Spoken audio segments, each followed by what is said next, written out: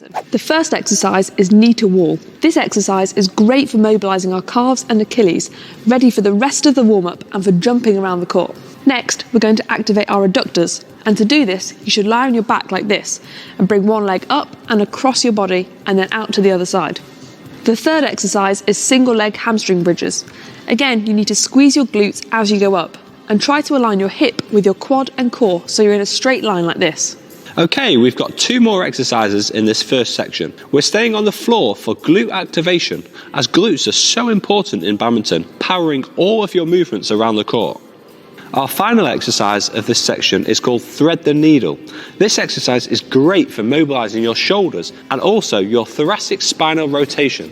So here's the first section, and we'd recommend doing 8 repetitions on each leg or arm, and try and keep it fast paced, as this is the boring but necessary part of the warm-up.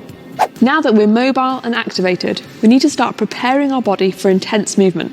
We just have 3 exercises in this section. Firstly, we have an arabesque, which is great for your balance and further activating your glutes and hamstrings. Some key points for this exercise are to make sure you keep your hips square and be nice and controlled as you drive your knee through. Next up, we have a squat with rotation.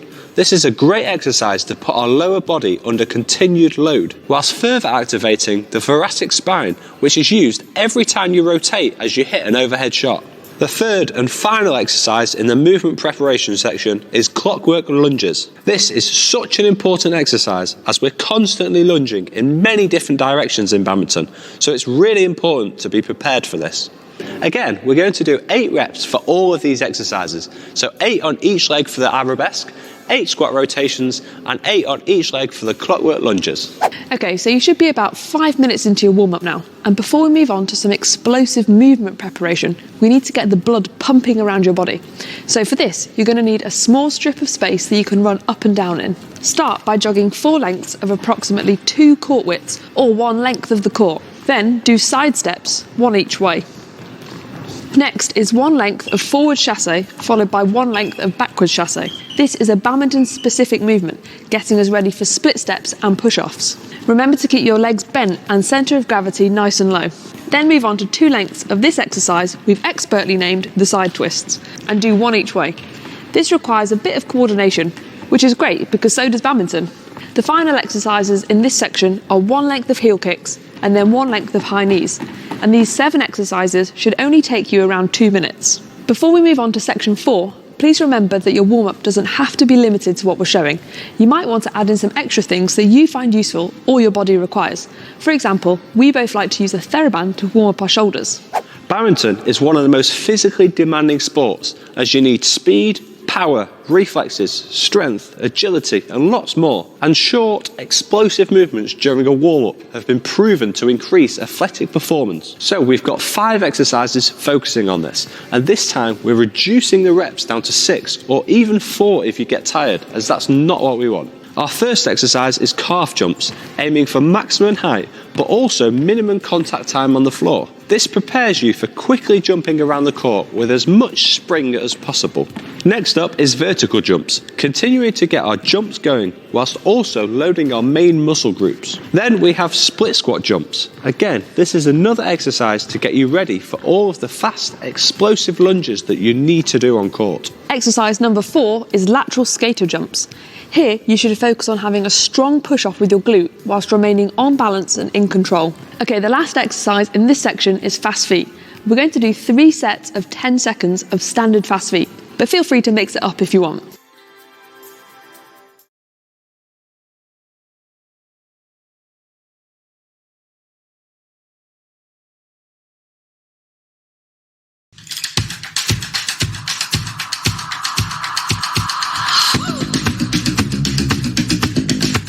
Hello everyone, welcome to our Badminton for Beginners series, and today we have with us Team Singapore's Justin Hui, and Justin's going to show us how to hold the badminton racket, or at least the right technique to hold the badminton racket. So it's like shaking a hand.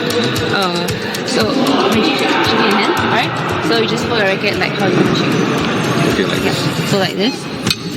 So in a relaxed manner but firmly. Like how you gonna shake? Like this. This, yeah. So when you hit, you're actually holding it in a relaxed manner, but firmly. So when you exert the strength, then only you hold it tight. Yes. So this is for forehand, and backhand is your thumb facing against the toe like this. Sorry. Okay. Yeah, Like going this. flat against the racket. Okay. Yeah. So when you reach out for backhand, it'll be like this. Because if you hold it like forehand, you can't exert really. Yeah. So you do it right. So if you hold it flat against the racket, then you can swing. Easier. Yeah. So relaxed manner, hold it firm, release, Okay. and then hold it tight. Okay. Relaxed manner, hold firmly, and swing. Don't too loose, then you will lose the contact. So hold it firm. Thank you, Jocelyn, for teaching us how to hold the right technique in holding a badminton racket.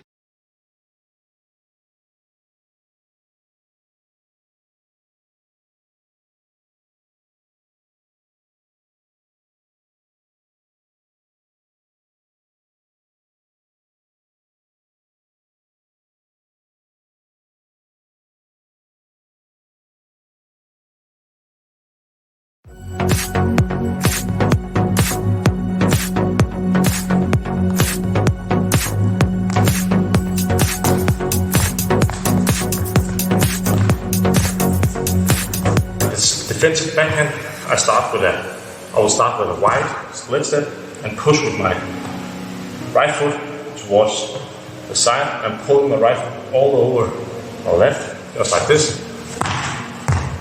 And then I can drag my left feet towards the right, push myself up. And then I'm back at the middle again. Okay. Look like this.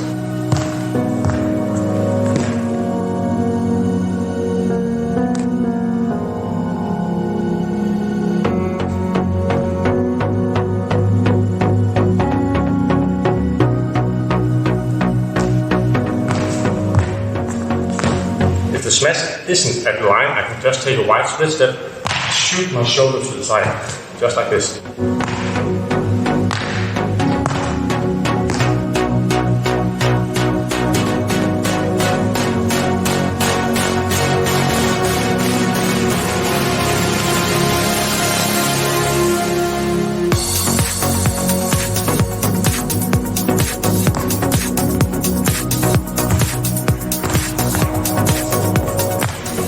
Defensive forehand, I'll start with my split step and push with my left foot towards the right, and I'm taking a sideways shin and falling down like this. Okay. Then I'll pull my left foot a bit towards the right, crossing and jump the chicken.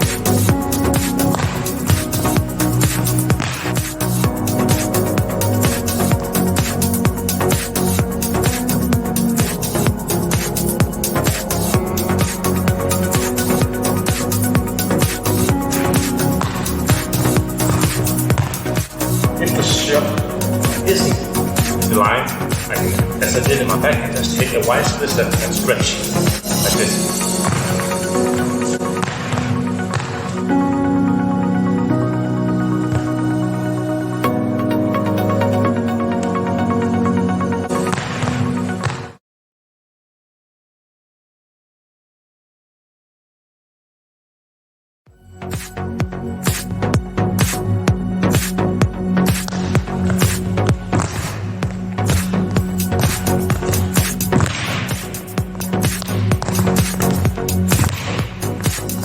Here, forehand corner. I'll do my directional split step. Left to the front, right to the back. I'll push with my left, perform a shin. Maybe 2. Jump up with the scissor jump, landing with my left foot first, and then right. Just afterwards, like this. So you need to hear these 2 times when my feet touch the ground. So not like this. Was the same time. You need to land different. So my left foot first, and then right, like this.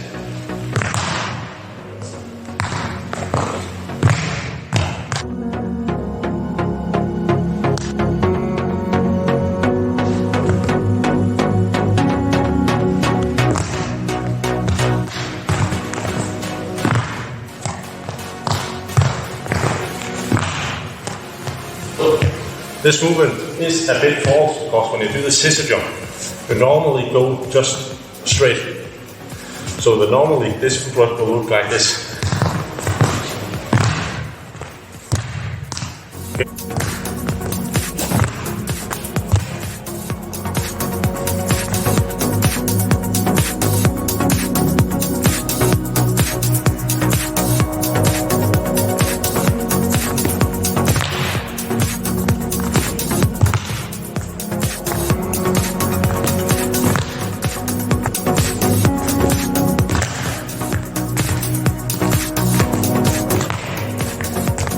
We'll have the rear backhand corner. Start with a directional split step, and then I am pulling my right foot behind my left, and it ends up over here. Okay? And then I'm skipping on my left foot like this.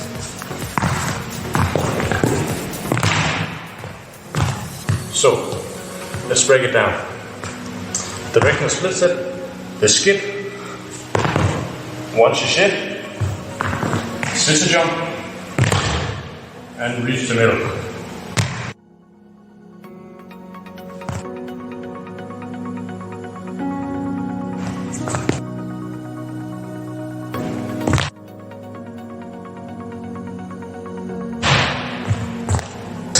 Again.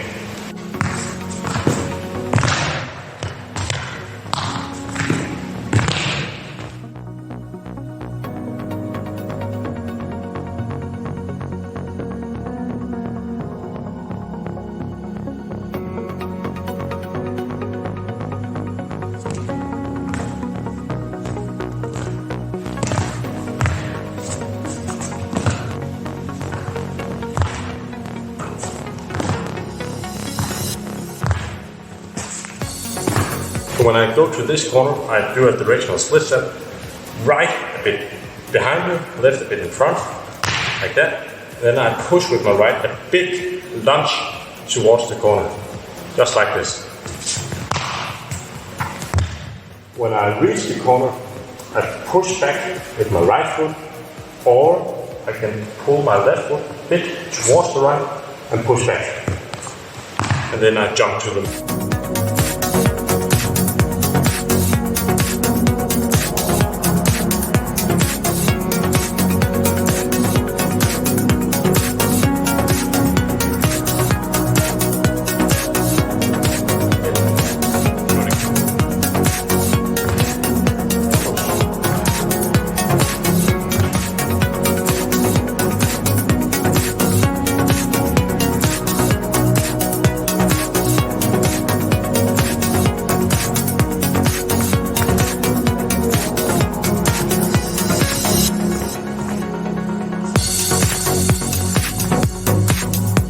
start by doing a directional split step, left behind me, right in front of me.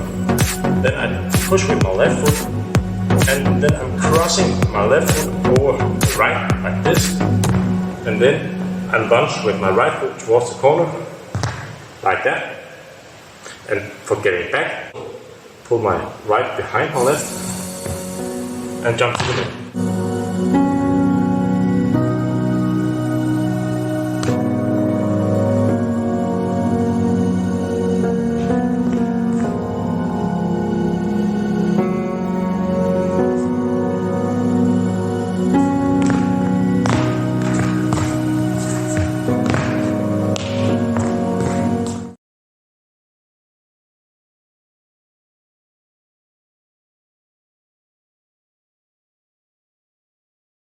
Badminton grip, the backhand grip as well as the forehand grip.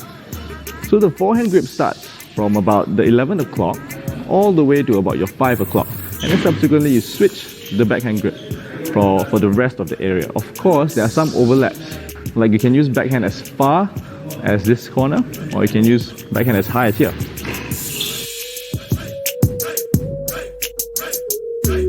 There are two types of serve. The first is the forehand serve, and then there's the backhand serve. So typically when people do the forehand serve, they use it to do the high serve.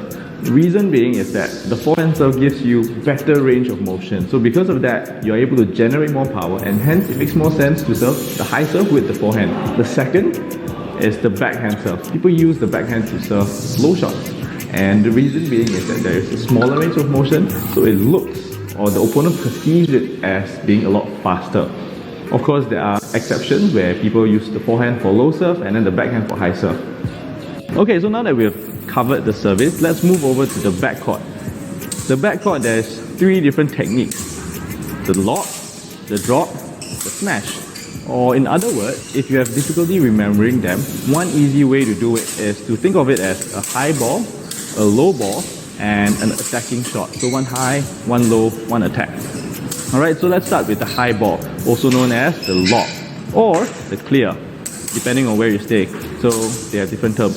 So the lobbing is a high ball from the baseline of your court to the opponent's court. So this basically forces the opponent to move to the back of the court.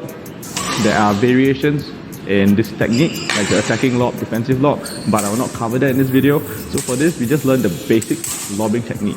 So the second, which is the soft shot at the back, is called the drop shot. So the drop shot is a soft ball that lands around the service line. This forces your opponent to move forward, opening up the rest of the court for you to attack. Alright, so last but not least is the smashing technique. This is everybody's favorite technique. People love to use this technique because it sounds very nice, it is beautiful if it's done right. It's a very aggressive, downward, fast-moving shot that people use to end the rally. Alright, so now we move over to the mid-court. For the mid-court, there's again 3 different techniques, same rule of thumb. One high ball, one low ball, and one attacking shot. Alright, so the high shot is called the lift. So of course there's both sides. I'm going to demonstrate just the backhand corner. So this is the lifting technique. And the second is the block. So typically we use block when people smash and then you try to take that smash, you use the block. You kind of place the shuttle in the front. So other terminologies include block, placing, soft touch. Last but not least is the drive shot. So the drive is the attacking shot played at the mid-court. It's usually used as a form of counter-attack. When people smash or they do a loose, weakly controlled shot in the middle, you try to drive the shuttle to attack the opponent. Alright, so now we move over to the front of the court. Again, you would think that there's 3 different techniques, but no, there's 4. Alright, so again, there is the high, there's the low, and there's the attacking shot. But in the front, there's one additional shot in which I will explain in more details in a while. Alright, so let's start off with the high shot. So the high shot is known as, again, lift or clear. So when you lift the shuttle or clear the shuttle, again, you want to push the opponent to the back of the court.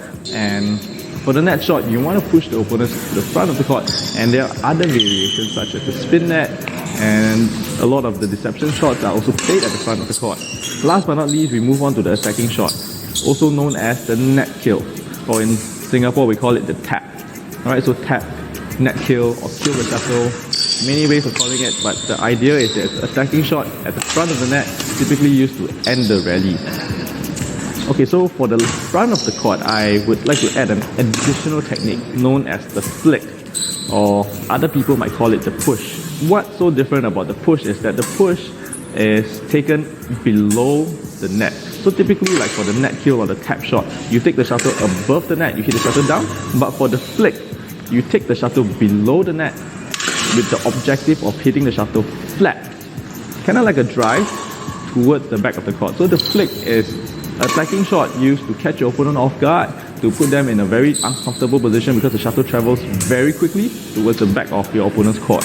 Alright, so we've covered the different techniques in the back, middle, front court. If you can't remember, there is a high shot, there is a low shot, and then there is the attacking shot. And this will help you practice all the variations in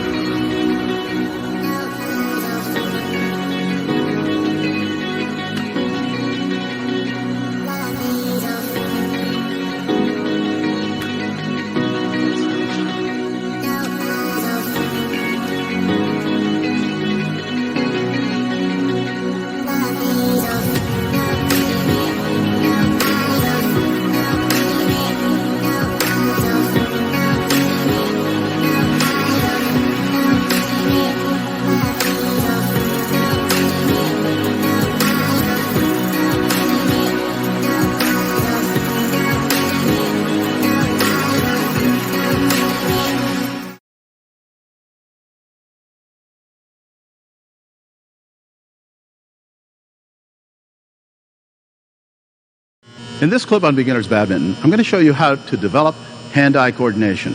Now, a lot of you will probably have that already, but there are many of you that if you've never hit with a badminton racket, you've got roughly 30 inches from your hand to the end of this racket, okay? So for you to be able to hit it properly in the center of the racket, you have to be able to develop your hand-eye coordination. So if you keep missing when you're first playing, what I recommend is you take a shuttle and you put it here in the center of your racket, you hold it down about waist height, and then what you do is you just lift it up and you're going to bounce it, but you don't hit it. You just let it bounce on the string and you try to bounce it at least 20 times like so. 1, 2, 3, 4, 5, 6, 7, 8, 9, 10, 11, 12, 13, 14, 15, 16, 17, 18, 19, 20. Now, if you'll notice, it moves. So that means you have to move with it. Okay? Now, once you've done that, if you don't have somebody to practice with to hit, your best practice partner is the wall. And what you do, you can develop all your shots against the wall, and it makes you faster because you have to get your racket back up. You can practice your forehand or your backhand, like so. This is your forehand and your backhand. This is especially good when you are first starting out, before you start playing, to practice against the wall, and as you get better, you can hit it faster and harder. But before you can practice against the wall, you have to have hand-eye coordination, which is why I recommend bouncing it at least 20 times in a row with your racket. If you can't do that, don't even bother going out on the court yet.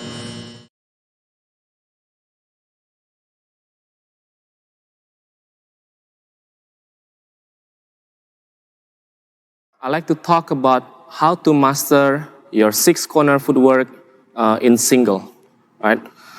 In single, your opponent will always try to make you run within six corners. It doesn't matter whether it is forehand corner, front backhand corner, middle forehand corner, middle backhand corner, forehand back corner, or backhand back corner.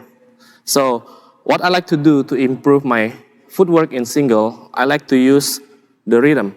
So I have to be able to master the rhythm. Why the rhythm?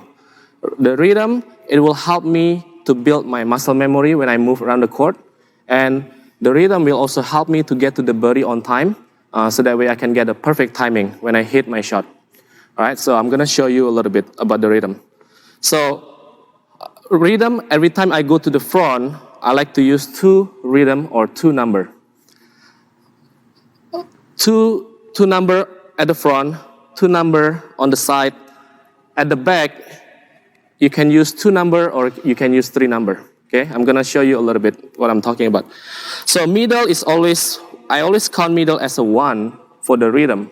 All right, so, all right, this is how it's done, okay? All right, so 1, 2, 1, 2, 1, 2, 1, 2, 1, 2, 3, 1, 2, 3, 1, 2, 3, 1, 2, 1, 2, 1, 2, 1, 2.